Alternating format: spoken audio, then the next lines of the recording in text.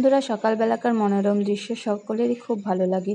আর এই যে দেখো কত সুন্দর ফুল, এগুলো দেখতে কার না ভালো লাগে বলো।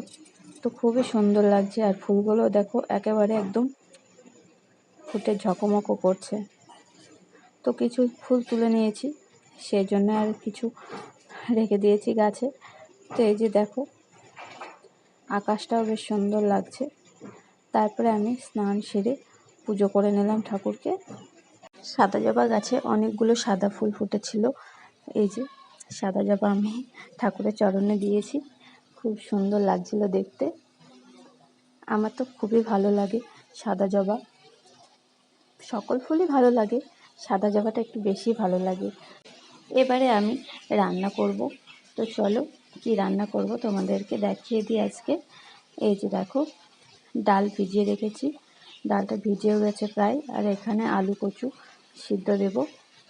তারপরে আমি এই যে রসা তরকারি করব, পটলের লতি, পটল আর আলু দিয়ে। তো চলো এবারে আমি কষাতেও শুরু করে দিয়েছি তেলে।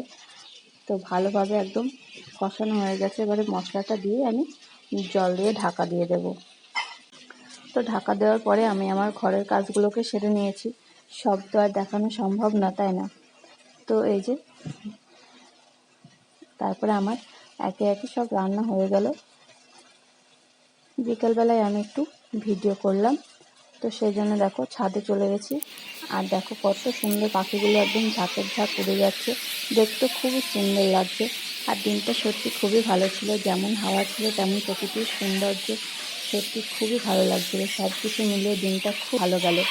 আর এরকম সুন্দর দৃশ্য তুলতে পেরে আমারও খুব ভালো লাগলো। তারপরে এই যে দেখো পাখিটা কি সুন্দর উড়ে গিয়ে একদম ডালে বসলো। এবারে আমি দেখতে পেলাম প্লেন উড়ে যাচ্ছে। তো ছেলেবেলাকার মতো আমি হা করে তাকিয়ে দেখলাম যে কত দূর পর্যন্ত যাচ্ছে। এবারে আমি দেখো তোমাদেরকেও দেখাবো। ওই যে দেখো, দেখতে পাচ্ছ একদম আলো জ্বলছে।